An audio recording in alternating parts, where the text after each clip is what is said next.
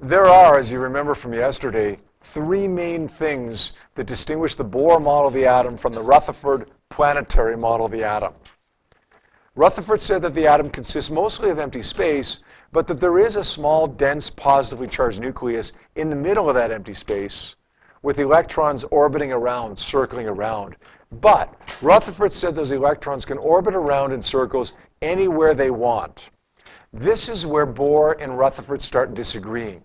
Bohr said the atom consists of a small, dense, positively charged nucleus with electrons orbiting around, but those electrons have to be on specific levels.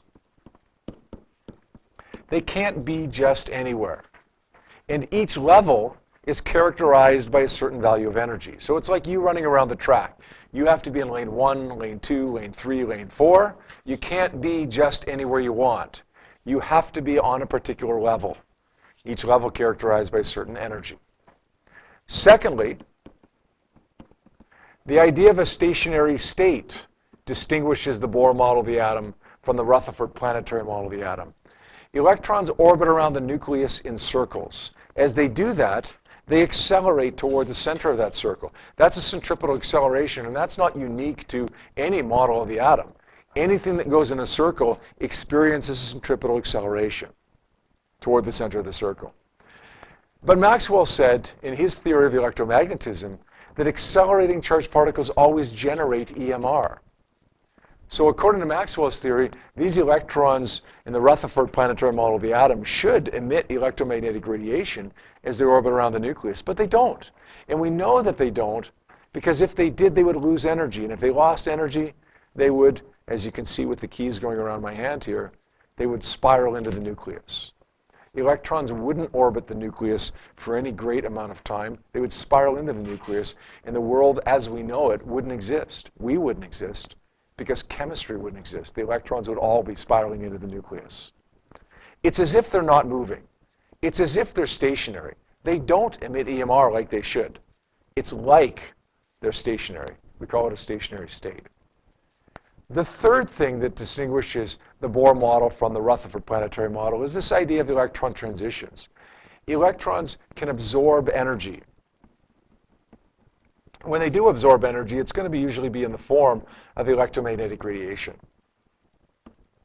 When they absorb energy, EMR of some type, then they're going to jump to a higher level. They're going to go from level 1 to level 4, or they're going to go from level 2 to level 3, or they're going to go from level 5 to level 9. Whatever. When electrons absorb energy in the form of EMR, usually it's going to be infrared, visible light, or ultraviolet, then they're going to jump to a higher level. As opposed to when they give off energy or when they emit energy, it's because they're falling to a lower level. They're going from level 5 to level 2, or they're going from level 2 to level 1. They're giving off a photon, in this case, as they fall to that lower level. Now, we looked at some diagrams here yesterday of atomic spectra that are produced in some of these situations during transitions as well. The first one isn't really an atomic transition diagram. It comes from something we call black body radiation. Hot objects emit radiation. Okay, it has nothing to do with electron transitions. It has to do with the vibration of electrons, the vibration of molecules that are inside there. Hot objects emit electromagnetic radiation. Hot objects at high pressure emit all types of electromagnetic radiation, all the way from radio waves all the way up to gamma rays. Now, usually, depending upon the temperature of that hot object, it peaks in the visible light spectrum. So you're not going to get very much radio waves, and you're going to get a minuscule, immeasurable amount of gamma rays. But theoretically, it's still there. What we see, however, is the visible light spectrum. And that visible light spectrum will be pure white light. It will be all of the colors of the rainbow. Okay, not just red and orange and yellow and green and blue and indigo and violet, but rather all shades of red and orange and yellow and so on. So when we pass that white light that consists literally of every possible color of the spectrum through a diffraction grating or a prism, this is what we get, a continuous spectrum. Now again, that doesn't have to do with electron transitions. This first diagram is more of a reference for us so that we can compare it with the other ones that do involve atomic transitions. The second diagram, we have a hot gas. This hot gas is under low pressure. When this hot gas under low pressure is stuck in front of a prism or diffraction grating, then the light coming off of this hot gas splits up. But the light coming off of this hot gas is not the continuous spectrum. It's not the pure white light like it was in the first case. It may be multiple colors, and it may appear to be white light, just like the light coming out of these bulbs does. Okay, this is not true white light. This is fluorescent lighting. This is multiple colors combining to make it look like white light, but it's not all the colors of the rainbow. If we put a prism or diffraction grating in front of this, then we would see this white light splitting up into the colors that it actually consists of. We would see it splitting up into this emission spectrum, this line emission spectrum, with a whole number of flashes of light here, a whole number of photons that are produced here. Each one of those lines corresponds to an electron making a transition from a high level to a low level, and therefore giving off a photon. So this red one might involve a transition from level 3 to level 2. Okay, this violet one over here might involve a transition from level 5 to level 2, or from level 6 to level 2, or whatever. Okay. Each photon comes from a transition that's taking place from a high level to a low level. Now, let's go back down to the bottom diagram here now. It looks a lot like the top one, except we have this cold gas introduced there. Let's take away that cold gas. When we do take away that cold gas, it looks exactly like the top diagram. We have a solid, liquid, or gas at a high pressure. It emits all types of EMR, including literally every frequency of visible light. When we put those together, it appears to be white light. It is true white light. We put that through a prism or diffraction grating, it splits up. But we see it as a continuous spectrum because it's literally all the colors. Now, when we introduce this cold gas, what happens? This cold gas absorbs some of that EMR. Some of that EMR is taken away as electrons absorb a certain photon of EMR to jump to a higher level. Well, now we're going to be missing that in our continuous spectrum. We had our continuous spectrum. Now we still have our continuous spectrum minus certain colors.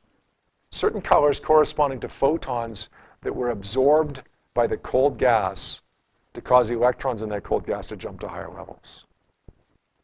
Now, in these two diagrams, these two bottom diagrams, we see that the dark spots corresponding to the missing light and the bright spots corresponding to the light that was given off match up. That tells us that the gas that we had over here and the gas that we have over here are the same gas, just that one's hot under low pressure and one's a cold gas. One gives off photons, one absorbs photons that were produced from this incandescent source, from this solid, liquid, or gas at high pressure. Now, every different gas, every different element has its own unique spectrum. So we can use that. We can use the spectra that you see up on the board here, whether it's absorption or emission, to identify what gas we have. I showed you 3 examples yesterday of different spectra. One was hydrogen, one was helium, one was sodium. Then we showed you an unknown gas mixture. We saw in that unknown gas mixture that every line from the hydrogen spectrum, all 4 of them, were present in the unknown gas mixture. That meant that hydrogen was there. Helium, well, we saw a couple of them were present. This is in the unknown gas. This one's in the unknown gas, but these guys aren't. If you have a single line from your particular gas that's not in your unknown gas, then that gas isn't there. So in other words, in this case, helium isn't there. Helium's not in the unknown gas mixture. Sodium, well, there's only 2 lines there. Both of them are present in the unknown gas mixture, so sodium is there. This unknown gas mixture consists of hydrogen, and it consists of sodium. What's the benefit of this? What's the purpose of this? Or the application to this, I should say? You want to identify unknown gas mixtures. Okay, you're doing some spectroscopy in a lab. You're trying to identify what this is. Okay, you're trying to identify a breath sample. Okay, is there alcohol in the breath sample? Okay, well, how do you determine if there's alcohol in the breath sample? Analyze the spectrum that's produced. If the spectrum matches up with these particular elements, then yes, there is. If it doesn't, then no, there isn't. How do we identify the composition of a star? Do some spectroscopy. Look at that star through a prism or diffraction grating, a spectrometer. Look at the spectrum that's produced by that star, and then compare it against known spectra. See if it contains it. If this is the spectrum that we get when we look at the star through a spectrometer, then we know that that star consisted of hydrogen and sodium. Now, the question that you see up on the board here right now was actually an actual diploma question. It's a real diploma exam question. It's a pretty straightforward diploma exam question. It was the last one on an exam a number of years ago. It would be even more straightforward now, probably, because now it would be in color. Okay, it's not hard to identify the lines here, but when we look at this, sometimes it's a little bit confusing because we're used to seeing, red, orange, yellow, green, blue, indigo, and violet. These all correspond to those different colors. You just can't see it. Okay, you could probably expect, I would think, you would expect to see those colors on the diagram in the exam now, if you see a question like that.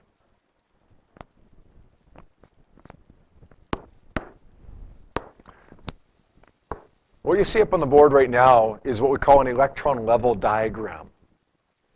An electron level diagram shows a number of things, including the different levels that electrons can exist on in a particular atom. Here's the nucleus.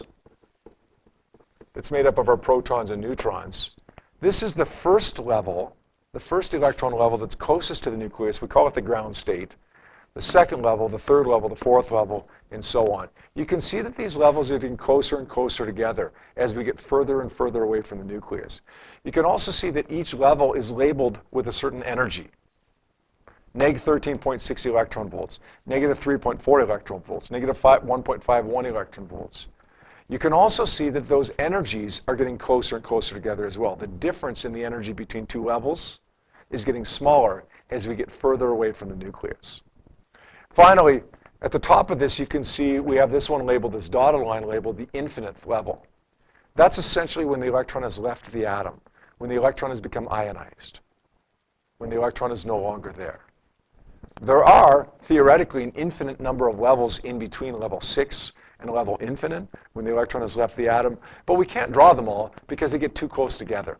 Does that make sense? Usually we draw it to level 5, to level 6, to level 7, and that's usually good enough for us.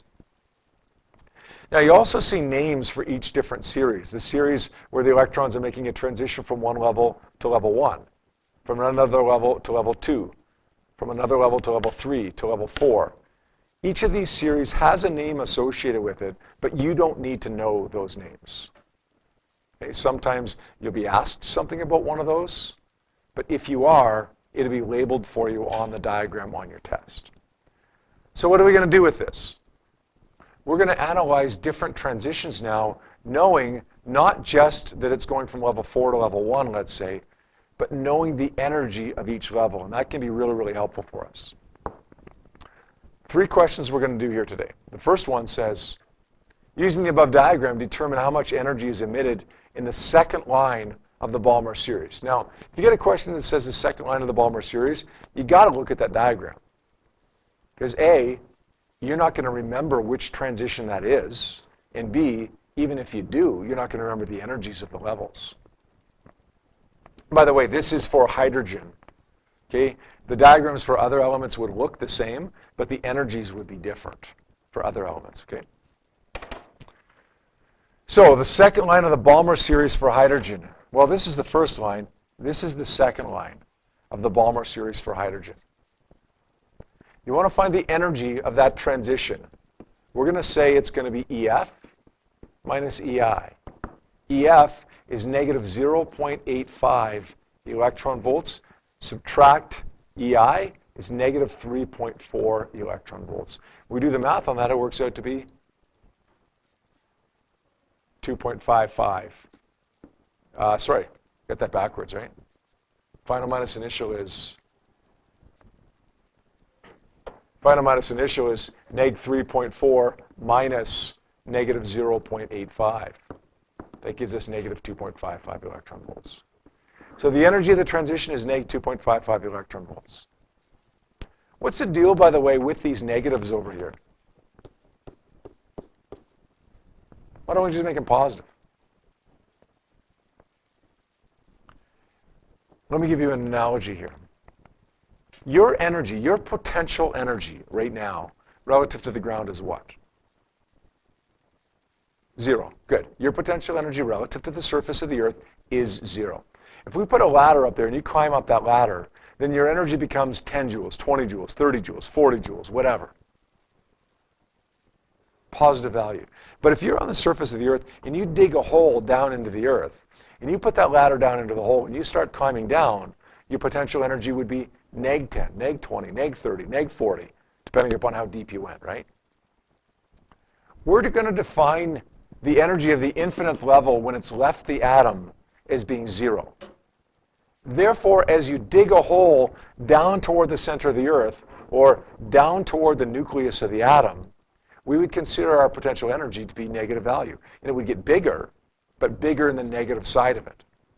So it becomes, as you climb down the ladder, negative 0.38, negative 0.55, negative 0.85. That just means you need to absorb that much to get back up to the Earth, to the surface of the Earth. Here I need to absorb, what, 13.6 to get back up to the surface of the Earth. Here I need to absorb 0.85 to get back up to the surface of the Earth. So we've got our negative energies here. When we do the subtraction, we get negative 2.55 electron volts. A negative energy difference just means that energy is given off. If we get a positive energy difference, it means energy is absorbed. Okay, next question says, using the above diagram, determine the ionization energy for an electron on the first level of hydrogen. Ionize means to leave the atom, to be gone. If it's on the first level and you want to make it leave the atom, you want to go from here all the way up to here, how much energy does it need to absorb? 13.6. Right, how'd you get that? Well, you looked at it, right? But if you wanted to do the subtraction and show the work, it would become 0 minus neg 13.6. Notice in that case we get a positive value of E, which means that it's energy that's absorbed. A photon of 13.6 electron volts that's absorbed to go from first level to the infinite level. Finally, one more example here that does appear in our textbook this time. It says, how much energy must a hydrogen atom absorb in order for its electron to move from the ground state to n is equal to 3? From its ground state to n is equal to 3. The ground state is the first level. We want to go from the ground state to the third level. The energy that needs to be absorbed is going to be negative 1.51 electron volts, the final energy, minus the initial energy. What is it? 13.6 electron volts. That's going to give us a difference in energy between level 1 and level 3 of 12.09 electron volts. Again, a positive value because it's absorbed energy. That's it. I'm going to give you one little bit more to this question that you weren't asked in the textbook question, though. The energy that needs to be absorbed to go from level 1 to level 3 is 12.9 electron volts. It gets that energy from a photon. What's the frequency of the photon that must be absorbed in order to cause an electron to go from level 1 to level 3? Anybody have an idea as to how to find that? What's the frequency of the photon?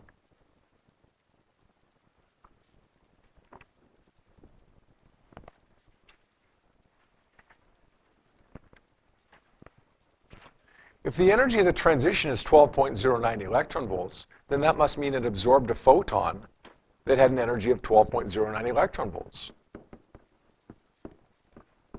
Let's set the energy of the photon equal to h times f, and then just simply rearrange it to solve for frequency.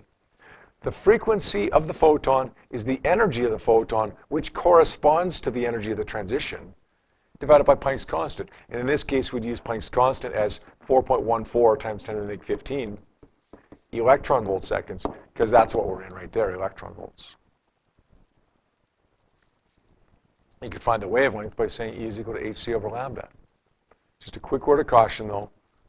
Don't ever set this or this or this or this equal to E in this equation. This E means the energy of a photon, not the energy of a level. The energy of a photon corresponds to the difference in the energy between two levels, not the energy of a particular level. You got that? If you got a question like that on a test where you're asked to find the energy or the frequency of a particular photon, odds are, if you used the energy from one particular level and you got a frequency from that, that answer would be there, but it would be wrong. Okay, always use the energy of the transition, not the energy of the level. Okay, all I'm going to ask you to do here today is these two questions. I'll copy over that electron level diagram for you so that it's on this page. If you don't finish it in class here today, that electron level diagram is also in your textbook, so you can look it up in your textbook and use it from there.